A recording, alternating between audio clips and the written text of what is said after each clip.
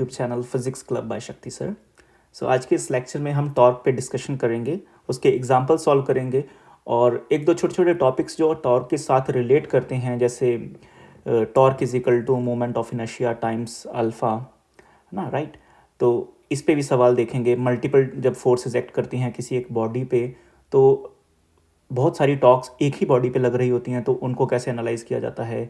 Clockwise अगर rotation हो रही है टॉर्क के कारण, एंटी क्लॉकवाइज हो रही है, तो उनको कैसे डिफाइन करेंगे। और अगर वेक्टर फॉर्म में आपसे पूछ लिया जाए कि टॉर्क की कैलकुलेशंस कैसे करते हैं, आपको पोजीशंस वेक्टर दे दिए जाएं, फोर्स वेक्टर दे दिए जाएं, तो ये दो तीन टॉपिक्स हैं, सब टॉपिक्स हैं जो टॉर्क के अंडर ही आज हम कवर करेंगे। बेसिक्स से स्टार्ट करते हैं, इसका फॉर्मूले को एनालाइज करते हैं, उसके बाद हम हर तरह की एग्जाम्पल्स पे क्वेश्चन सॉल्व करेंगे। चलिए स्टार्ट करते हैं टॉर्क की डेफिनेशन से कि टॉर्क को कैसे हैंडल किया जा सकता है, टॉर्क है क्या। एक्चुअली बेटा टॉर्क क्या है कि जब हम किसी भी बॉडी पे फोर्स लगाते हैं तो वो बॉडी दो तरह के मोशन फॉलो करने के लिए सक्षम है। या तो वो simple one dimensional translational motion follow करेगी, या हो सकता है वो रोटेशनल मोशन फॉलो करे, या फिर वो दोनों तरह का मोशन फॉलो कर सकती है, ट्रांसलेशनल भी और रोटेशनल भी।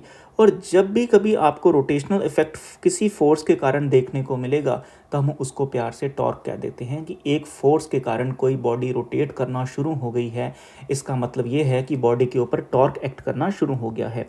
जैसे आप यहाँ पर देख सकते हैं कि मेरे पास जैसे एक नट है, इस नट को मुझे टाइट करना है ना, तो मेरे पास एक प्लायर है, तो इसकी हेल्प से मैं नट को टाइट कर रहा हूँ। तो बेटा मैंने इस पर एक फोर्स लगाई है एफ डायरेक्शन में, राइट। और ये ओ से जो कि एक्सिस ऑफ रोटेशन है, यहाँ पर फोर्स कितनी दूरी पे लगाई जा रही है, आर डिस्टेंस की दूरी पर फोर्स लगाई जा रही है। और जो फोर्स है वो किसी एंगल फाई पे है, आप देख सकते हो, ये आर हो गया और ये एंगल हो गया फाई, मतलब आर और फोर्स के बीच का एंगल फाई है ना।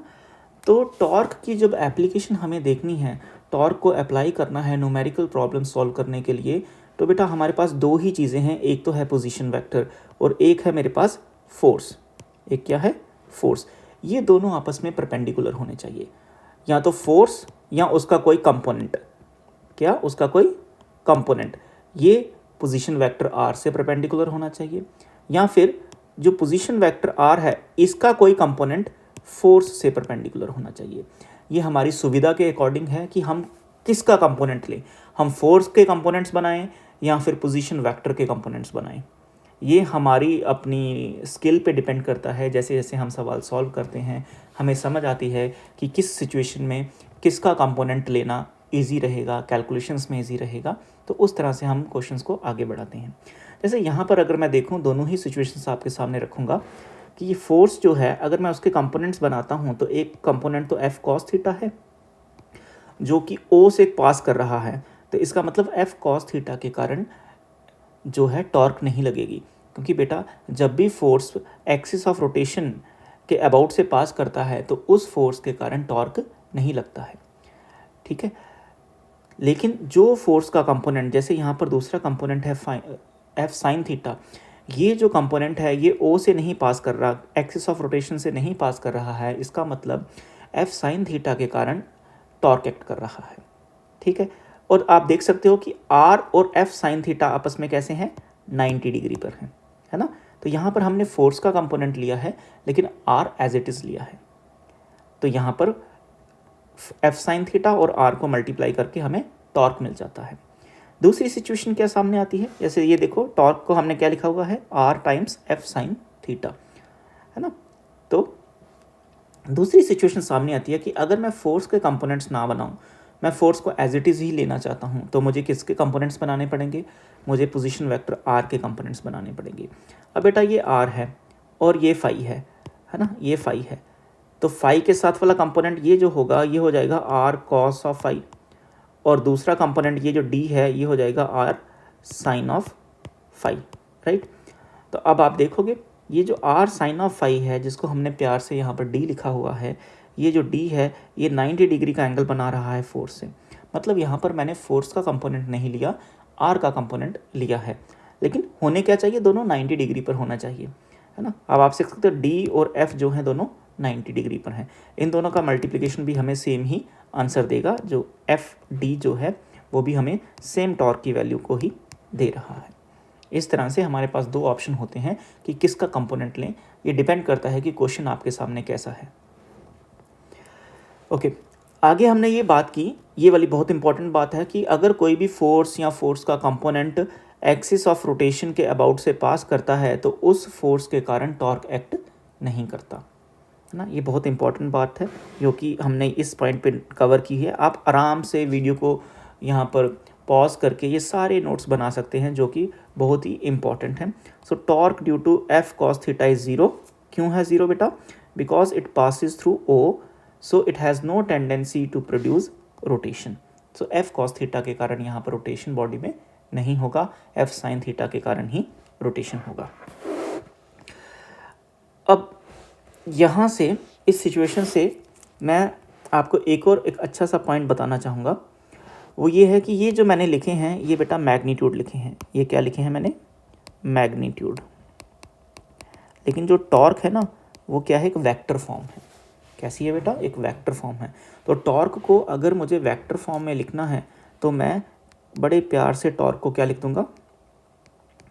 Are vector cross F vector, ऐसे लिखूंगा। टॉर्क जो है रोटेशनल वेक्टर है ना। तो हमारे पास तीन फॉर्मूले हो गए हैं, एक हो गया आर एफ साइन फाई, एक हो गया एफ डी और एक हो गया आर क्रॉस एफ। किस सिचुएशन में किसको यूज़ करना है? अगर आपको वेक्टर्स कैलकुलेशंस दी गई हैं तो आप वेक्टर फॉर्मूला ही यूज़ करोगे। जैसे फर्स्ट एग्जांपल है मेरे पास, तो फर्स्ट एग्जांपल में मुझे वेक्टर अप्रोच दी गई है तो इसलिए मैं वेक्टर वाला फॉर्मूला ही यूज़ करूँगा। चलिए पहली एग्जांपल पढ़ते हैं और देखते हैं कि इसने क्या क्या कहा है। कहता है find the torque of the force. Force को देखो वेक्टर फॉर्म में उसने दिया है। The position vector of point of application of force about O. ये जो है ना about O, this is very important, is this कि फोर्स भी अबाउट पॉइंट ओ है और पोजीशन वेक्टर भी अबाउट पॉइंट ओ है। ये दोनों बहुत ही इंपॉर्टेंट बातें हैं। चलिए इसकी कैलकुलेशन हम बेटा वेक्टर्स में, काइनेमेटिक्स में या फिर डॉट प्रोडक्ट या क्रॉस प्रोडक्ट जब हम पढ़ते हैं वहाँ पर सीखी होती हैं। अब टॉर्क मुझे क्या सिखाता है? टॉर्क मुझे कहता है R vector cross F vector, ये मुझे सिखाता है ना।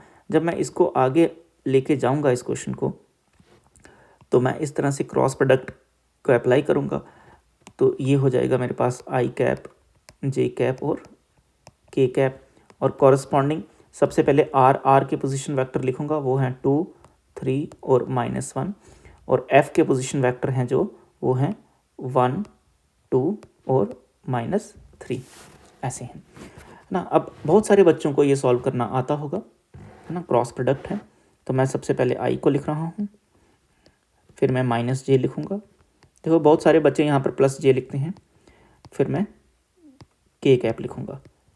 तो मैंने अपने बच्चों को मैं -j से सिखाता हूँ। फ़र्क क्या है मैं वो भी बता दूंगा।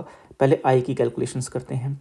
जब मैं आई की कैलकुलेशंस करता हूँ तो मुझे क्या करना है? ये वाले और ये वाले वैल्यूज़ को नहीं कंसीडर करना है, तो मेरे पास यही वैल्यूज़ बचती हैं। तो इनका क्रॉस प्रोडक्ट पहले ऐसे चलेगा, माइनस फिर ऐसे चलेगा, है ना।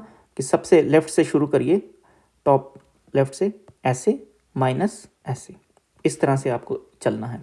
जब इस तरह से चलेंगे तो 3 × 3 आपके पास क्या हो जाएगा? -9 हो जाएगा। तो हम यहाँ पर क्या लिखेंगे बेटा? -9, फिर फॉर्मूले वाला माइनस आएगा, और फिर 2 × -1 करेंगे तो -2 आ जाएगा। इस तरह से -2 आ गया। जे की कैलकुलेशन में मैंने माइनस क्यों लिखा है इसकी बात बता देता हूँ। अगर मैं -j लिखता हूँ तो मुझे ये चीज़ें छोड़ देनी है। क्या बचता है? 2 1 और -1 और -3।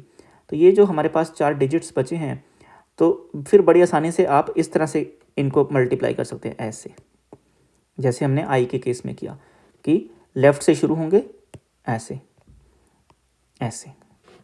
अगर आप यहाँ पर प्लस कर देते हैं फिर आपको क्या करना पड़ेगा? फिर आपको पहले ये करना पड़ेगा, फिर ये करना पड़ेगा, क्योंकि फिर आप जे के बाद वाले एलिमेंट्स से शुरू करोगे। लेकिन ये मुझे ज़्यादा अच्छा लगता है कि तीनों में सेम पैटर्न, कि ये छोड़ दिए और फिर क्या बचा है? 2 को -3 से मल्टीप्लाई करेंगे, फिर फॉर्मूले वाला माइनस लिखेंगे, फिर 1 को -1 से मल्टीप्लाई करेंगे, है ना। कि हमेशा हम यहाँ ऐसे चलेंगे, हमेशा ऐसे चलेंगे, तब यहाँ पर माइनस लिखना पड़ेगा हमें। चलिए 2 × -3 करेंगे तो ये हो गया बेटा -6, फॉर्मूले वाला माइनस, और फिर 1 मल्टीप्लाई -1 करेंगे तो -1 आ जाएगा। के की बात करते हैं, के कैप की। तो के कैप में भी हमें अब ये डिजिट छोड़ देने हैं, मेरे पास ये बचे, तो ये 2 मल्टीप्लाई 2 -1 मल्टीप्लाई 3 ऐसे चलेगा। तो ये हो जाएगा 4 - 3। चलिए नेक्स्ट स्टेप लिखते हैं, आई कैप माइनस जे कैप और प्लस के कैप। देखो मेरे को समझाना है इसलिए मैं सारे स्टेप्स लिखता हूँ, अगर आप इसको जल्दी से निपटा सकते हैं तो आप निपटा सकते हैं। तो इसको सॉल्व करेंगे बेटा, ये आ जाएगा -7, यहाँ आ जाएगा -5 और ये आ जाएगा 1। So the final answer we can write -7 I cap plus 5 J cap and +1 K cap. ये हमारे पास फाइनल आंसर होगा। और याद रखिए हम टॉर्क को कैलकुलेट कर रहे थे, टॉर्क को क्या लिखा जाएगा, आर एफ। आर के लिए तो बेटा यूनिट होगा मीटर और एफ के लिए यूनिट है न्यूटन। न्यूटन मीटर या मीटर न्यूटन, जैसा भी आपको कंफर्टेबल लगता है। So this is our answer for this problem. चलिए अब हम नेक्स्ट क्वेश्चन देखते हैं, क्वेश्चन नंबर 2। इसको कैसे हम सीख सकते हैं। देखो क्वेश्चन नंबर 2 हमें सिखाता है, small ball of mass 1 kg is attached to one end, ये बहुत इंपॉर्टेंट है, one end of a 1 metre long massless string and the other end of the string is hung HUNG, H लिख लेना यहाँ पर, hung from a point O। तो यहाँ तक की डायग्राम हमें क्या सिखाती है, ये डायग्राम हमें बेटा सिखा रही है कि ये कोई पॉइंट O है और यहाँ से एक 1 मीटर लंबी स्ट्रिंग है इस तरह से, ठीक है, ऐसे, और एक मास यहाँ पर अटैच्ड है, ये मास हो गया, इसका मास गिवन है 1 kg है इसका मास, ठीक है, और ये फिक्स पोजीशन है O, ठीक है, ये हो गया 1 kg, 1 kg लिखना है मुझे, 1 kg, और ये हो गया 1 मीटर। फिर आगे रीड करते हैं क्वेश्चन को, when the resulting pendulum is making 30 degree from the vertical. देखो वर्टिकल के साथ 30 डिग्री बनाना, ये बड़ी इंपॉर्टेंट बात है। ये हो गया हॉरिजॉन्टल और ये हो गया वर्टिकल, है ना। तो वर्टिकल के साथ 30 डिग्री बनाना है हमें। तो जब मैं वर्टिकल के साथ 30 डिग्री बनाऊंगा, ये वाला 30 डिग्री ये ऐसे बनेगा, वर्टिकल के साथ 30 degree. What is the magnitude of the net torque, what is the magnitude of the net torque about the point of suspension. तो O पॉइंट के अबाउट हमें टॉर्क कैलकुलेट करना है इसके कारण। तो देखो बेटा, अब यहाँ पर अगर मैं फ्री बॉडी डायग्राम बनाता हूँ तो डाउनवर्ड डायरेक्शन में जो फोर्स लगेगी mg लगेगी। अगर ये एंगल 30 डिग्री है तो आप सबको पता होगा कि ये वाला एंगल भी बेटा कितना हो जाएगा, ये वाला एंगल भी 30 डिग्री हो जाएगा, है ना, ये वाला एंगल भी 30 डिग्री हो जाएगा, ठीक है। L है मेरे पास 1 मीटर, तो ये हो जाएगा L cos ऑफ 30 डिग्री, और ये जो D है ये हो जाएगा L sin of 30 degree. Again आप देख सकते हैं यहाँ पर जो हमें अभी अभी सीख के आए थे कि फोर्स वेक्टर जो है mg और जो D है वो आपस में कैसे हो जाएंगे, यहाँ पर 90 डिग्री हो जाएंगे। तो हम क्या लिखेंगे टॉर्क की कैलकुलेशन के लिए, mg मल्टीप्लाई D, क्योंकि यहाँ पर मुझे ये जो L का कंपोनेंट लेना इजी लगा, है ना, ये L sin थीटा लेना इजी लगा। तो मैं टॉर्क यहाँ क्या लिख दूँगा, mg, और डिस्टेंस में क्या लिखेंगे, L sin ऑफ 30 डिग्री। अब इनकी वैल्यूज़ आप सारे पुट कर सकते हैं। m की वैल्यू 1 है, g की वैल्यू मैं 10 ले रहा हूँ, L की वैल्यू 1 है, sin थीटा 1/2 होता है, तो ये हो जाएगा न्यूटन मीटर। ये आंसर हो जाएगा इसका, है ना। चलिए आगे बढ़ते हैं। यहाँ पे ना, हालांकि यहाँ भी सीख सकते हैं कि बेटा इस फोर्स के कारण ये ऑब्जेक्ट किस डायरेक्शन में घूमेगा। देखो जब मेरे टीचर ने मुझे सिखाया था, हालांकि बड़ी इजी आसान सी बात है, तो मैं आपको वही बात सिखा रहा हूँ। उन्होंने कहा था कि आप यहाँ पर एक रस्सी रखो, इसको फिक्स कर दो रस्सी को, और जो दूसरा एंड है रस्सी का उसके साथ पेंसिल बांध दो और फोर्स लगाओ जिस डायरेक्शन में ये फोर्स लग रही है। इतनी सी रस्सी है आपके पास, आप जब इस डायरेक्शन में फोर्स लगाएंगे, रस्सी तो एक्सटेंड तो होगी नहीं, तो इसके कारण क्या होगा, इस फोर्स के दो कंपोनेंट बन रहे हैं, एक कंपोनेंट ऐसा बन रहा है, एक कंपोनेंट ऐसा बन रहा है। ये जो कंपोनेंट बन रहा है रस्सी के अलॉन्ग, उसके कारण तो टॉर्क लगेगा नहीं, क्योंकि ये जो फोर्स है, ये जो कंपोनेंट है फोर्स का, ये कहाँ से पास कर रहा है, यहाँ से O से पास कर रहा है। तो इस पॉइंट से जो कंपोनेंट ऑफ फोर्स पास करेगा उसके कारण तो बेटा टॉर्क लगेगा नहीं। लेकिन जो दूसरा कंपोनेंट है ये वाला which is perpendicular to the length of the string L, है ना, ये 90 डिग्री भी आ जाएंगे ना यहाँ पर, तो इसके कारण जो फोर्स लगेगी उसके कारण रस्सी कैसे जाएगी, ऐसे जाएगी। तो वो जो रस्सी के कारण इधर आपने पेंसिल बांधी थी, ये फिक्स कर दिया था एंड, इधर पेंसिल बांधी थी, तो पेंसिल इस तरह से आपका सर्कल बनाना शुरू कर देगी, है ना, इस तरह से सर्कल बनाना शुरू कर देगी उस फोर्स के कारण। तो जब इस तरह का सर्कल बनाएगी पेंसिल, तो यहाँ से आपको सेंस ऑफ रोटेशन पता लगेगी कि इस टॉर्क के कारण ये पेंडुलम में किस तरह का रोटेशन आ रहा है, क्लॉकवाइज की काउंटर क्लॉकवाइज। अब क्लॉक कैसे चलती है, कैसी डायरेक्शन में चलती है, सारे बच्चे क्लॉक देखते हैं, क्लॉक आप देखोगे तो इसी डायरेक्शन में चलती है ना, कि इसी तरह से उसकी नीडल्स जो हैं रोटेट करती हैं। तो इसका मतलब इस सेंस को हम क्या बोलेंगे, क्लॉकवाइज। क्या बोलेंगे बेटा, क्लॉकवाइज। और अगर रोटेशन इस डायरेक्शन में होती तो हम बोलेंगे एंटी क्लॉकवाइज या काउंटर क्लॉकवाइज। तो यहाँ पर क्लॉकवाइज हो रही है रोटेशन, तो मैं लिख देता हूँ यहाँ पर क्लॉकवाइज। ओके, एग्जाम्पल नंबर 3 अगर मैं रीड करता हूँ तो वो हमें क्या सिखाता है, वो कहता है कि इफ़ फोर्स एफ, आप देखो यहाँ पर फिर वेक्टर दे दिए हैं, is acting at point P. ठीक है, फोर्स पी पॉइंट पे एक्ट कर रही है। तो अगर मैं यहाँ इतनी ही बात रीड करूँ तो यहाँ से ये मेरे पास कोऑर्डिनेट एक्सिस हो गई इस तरह से। तो एक पॉइंट मैं पी ले लेता हूँ, ये मैंने कोई पॉइंट पी ले लिया, और इस पे क्या कर रही है, फोर्स एक्ट कर रही है। Let's say this is the force which is acting, है ना, कौन से पॉइंट पे बेटा, पी पॉइंट पे फोर्स एक्ट कर रही है ना। फोर्स का वेक्टर हमें गिवन है, एक्टिंग एट पॉइंट पी। अब पॉइंट पी का भी आपको कोऑर्डिनेट्स दे रखे हैं, इसका मतलब उसके पोजीशन कोऑर्डिनेट्स दे रखे हैं, इसका मतलब आपको ये वेक्टर दे रखा है, ये वाला वेक्टर दे रखा है, ठीक है, ये वाला वेक्टर दे रहा है। फिर कहता है find torque of this force about a point O whose position vector is this. तो मैं आपको ना कहूँगा कि ओ की जगह कुछ और लिखते हैं, ओ की जगह क्यू लिख लेते हैं, यहाँ पर क्यू लिख लो, थोड़ा इजी हो जाएगा, क्योंकि ओ हम आदत है कि ओ हम यूजली ये लेते हैं, ये ओ लेते हैं। अब एक और पॉइंट बनाना पड़ेगा क्यू, तो मैं ये पॉइंट बना रहा हूँ क्यू, ये हो गया क्यू। फिर से find the torque of this force about a point Q whose position vector is this. Q का पोजीशन वेक्टर आपको गिवन है, मतलब क्यू ओ गिवन है आपको, ये गिवन है, ठीक, आपको ये वाला वेक्टर गिवन है, क्यू से ओ तक का वेक्टर गिवन है, 2i cap minus 5j cap plus 3k cap, right.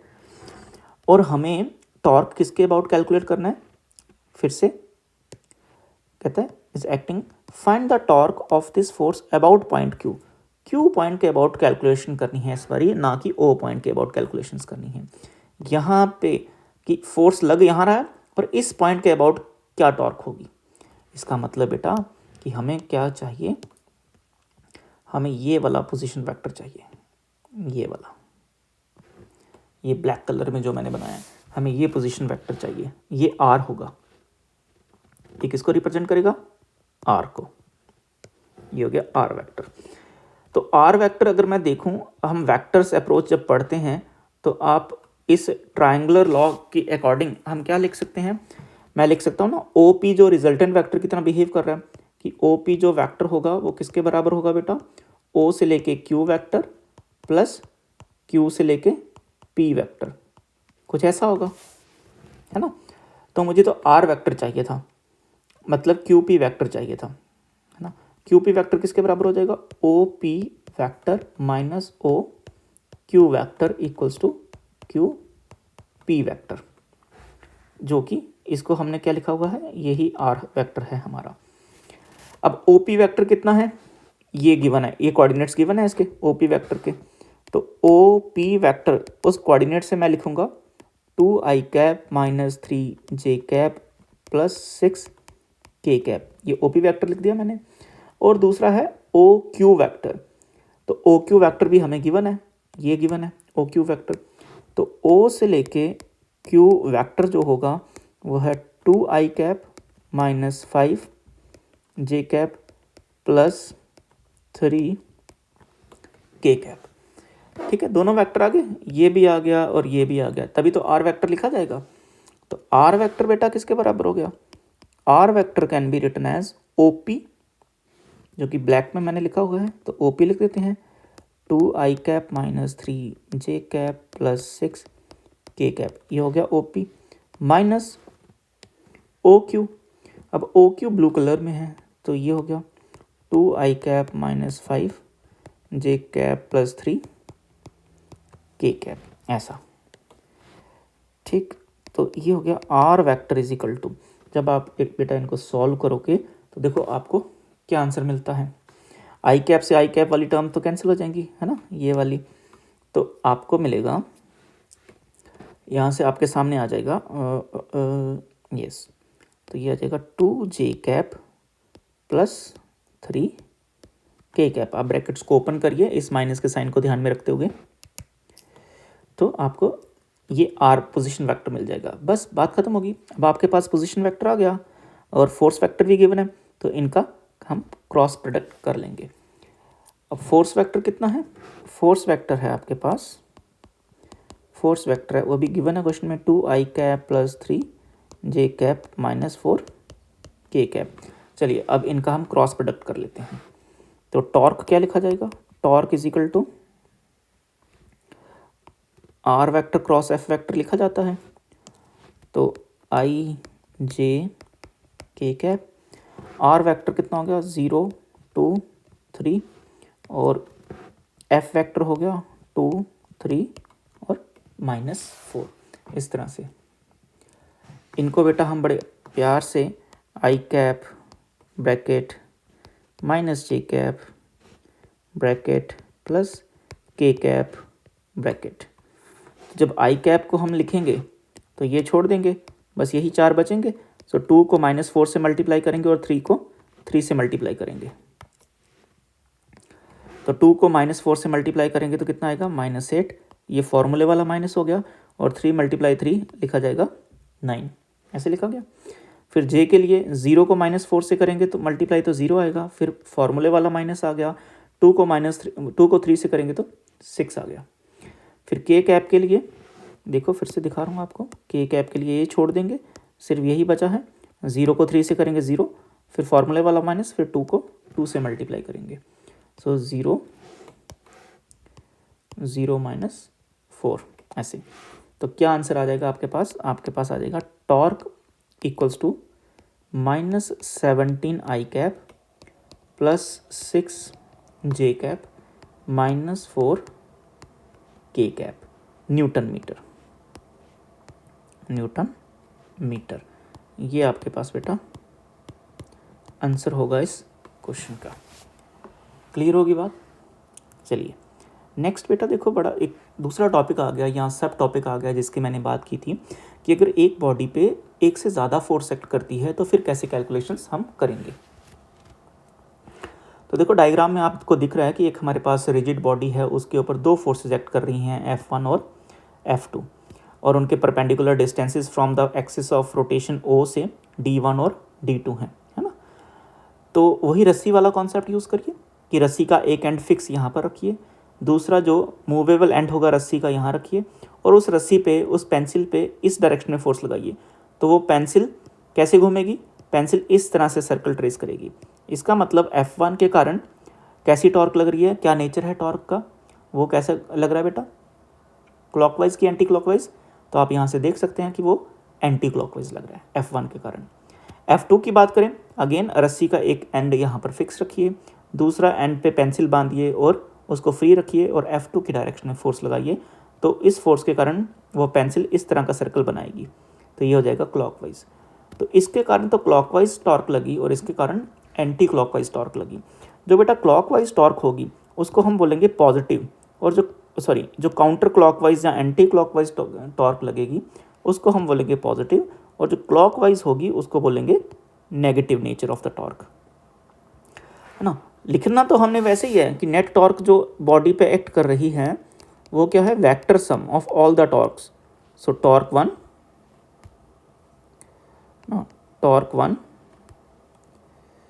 Plus torque 2 इस तरह से, है ना, प्लस सो ऑन, जितने भी टॉर्क्स अगर एक्ट करेंगी वो सारी हम यहाँ पर लिख सकते हैं। लेकिन इस पर्टिकुलर एग्जांपल, इस पर्टिकुलर सिचुएशन में जो टॉर्क लग रही है, तो net torque acting on the body is equal to torque 1 plus torque 2 which can be written as, so F1d1, right, F1d1 which is counter clockwise. So इसके कारण कैसा लग रहा है, काउंटर क्लॉकवाइज, और इसके कारण कैसा लग रहा है, clockwise, right. So F1d1 is the counter clockwise, और क्लॉकवाइज जो होगी वो नेगेटिव होगी ना, तो इसीलिए मैंने इसको अब कैसा लिखूंगा, मैं इसको बेटा मैं लिख रहा हूँ F2d2, है ना, क्लॉकवाइज, तो इसलिए मैंने नेगेटिव साइन लिखा है। तो इस सिचुएशन में ये हमारे पास अगर इस तरह का क्वेश्चन होगा तो ये आंसर हो जाएगा उसका, F1d1 माइनस F2d2। चलिए एग्जाम्पल देखते हैं। तो एग्जाम्पल में मेरे पास ये सिचुएशन है, एक बॉडी है, रिजिड बॉडी है, उस पर 3 फोर्सेस लग रही हैं, F1, F2 और F3। तो हमें C पॉइंट के अबाउट, जो कि सेंटर ऑफ मास कह लो उसको, कि यहाँ से जो भी एक्सिस पास कर रही है उसके अबाउट टॉर्क कैलकुलेशन करनी है, net torque due to all these forces acting on this rigid body. तो सबसे आसान से शुरू करते हैं। सबसे आसान तो मुझे F2 ही दिखाई दे रहा है, क्योंकि F2 जो फोर्स है वो कहाँ से पास कर रही है, C पॉइंट से पास कर रही है। तो इसका मतलब इसके कारण टॉर्क नहीं लगेगी, ये हम सीख के आए हैं। So no torque acting, no torque, है ना, इसके कारण तो टॉर्क नहीं लगेगी। टॉर्क किसके कारण लगेगी, F1 के कारण और F3 के कारण लगेगी। देखो बेटा, जो F1 है वो ऐसे है और D डिस्टेंस ऐसे है, तो यहाँ पर मुझे F1 के कंपोनेंट्स लेना ज़्यादा इजी लग रहे हैं। मैंने कहा था ना आपको कि सिचुएशन टू सिचुएशन वेरी करेंगे, तो यहाँ पर F1 के कंपोनेंट्स लेना आसान लग रहे हैं। तो इसके जो कंपोनेंट होंगे, एक कंपोनेंट तो ऐसा हो जाएगा F1 cos of 40 sign of 45, और एक कंपोनेंट हो जाएगा इस डायरेक्शन में। तो एक कंपोनेंट तो बेटा फोर्स का ऐसे होगा F1 sine of 45, sign of 45, और एक कंपोनेंट ऐसे हो जाएगा F1 cos ऑफ 45। अब जो F1 cos ऑफ 45 है वो C से पास कर रहा है, तो उससे कोई टॉर्क नहीं लगेगा। सो टॉर्क किसके कारण लगेगा, F1 साइन ऑफ 45 से। तो मैं लिख सकता हूँ जो टॉर्क 1 होगा, which can be written as F1 sine of 45, और इसको बेटा डिस्टेंस कितना है, D1 से मल्टीप्लाई कर देंगे। अब F3 के कारण अगर मैं देखूं, फिर से F3 के भी 2 कंपोनेंट्स बनाए जा सकते हैं। एक कंपोनेंट तो F3 का हो जाएगा इधर कि F3 cos ऑफ 60 डिग्री, और एक कंपोनेंट हो जाएगा बेटा इस डायरेक्शन में, वो हो जाएगा F3 साइन ऑफ 60 डिग्री।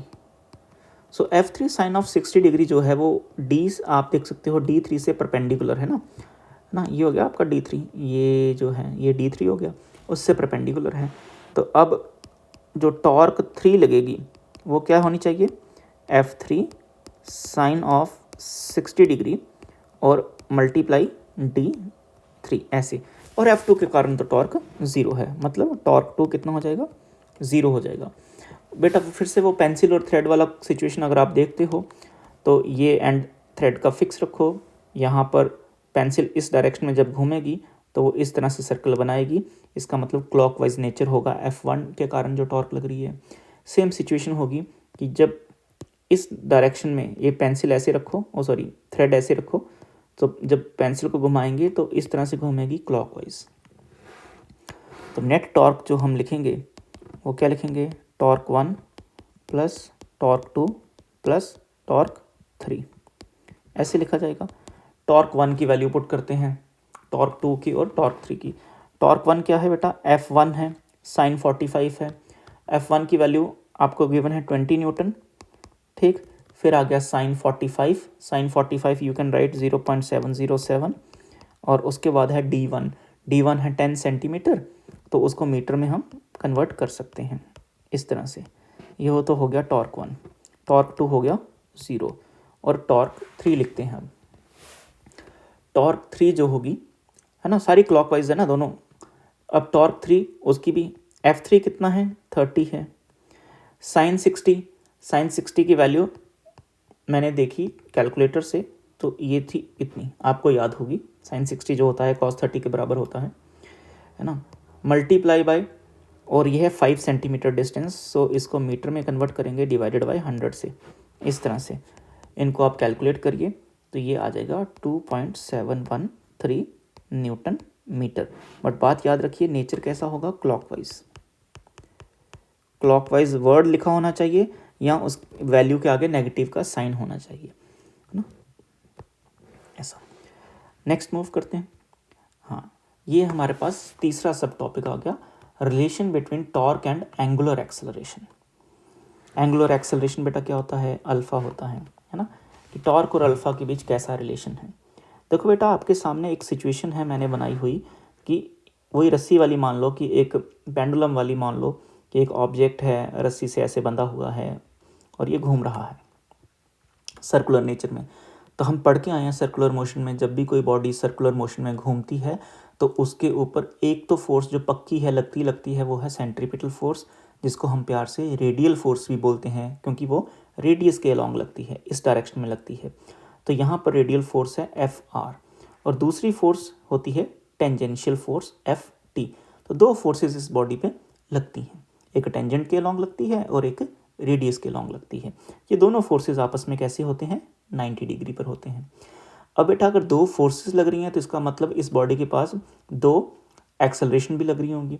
जो इस डायरेक्शन में एक्सेलरेशन लगती है उसको हम सेंट्रीपिटल एक्सेलरेशन बोल देते हैं, रेडियल एक्सेलरेशन बोल देते हैं, और जो टेंजेंट के अलॉन्ग फोर्स में जो एक्सेलरेशन होगी उसको बोल देते हैं टेंजेंशियल एक्सेलरेशन। अब अगर मैं बात करूं टॉर्क की, तो हम अभी सीख के आए हैं कि ये जो रेडियल वाली फोर्स है ना, ये कहाँ से पास कर रही है, ओ पॉइंट से पास कर रही है। इसका क्या मतलब हुआ, इसका मतलब ये होगा कि रेडियल फोर्स के कारण टॉर्क नहीं लगेगी, क्योंकि वो कहाँ से पास कर रही है, ओ पॉइंट से, एक्सिस ऑफ रोटेशन से।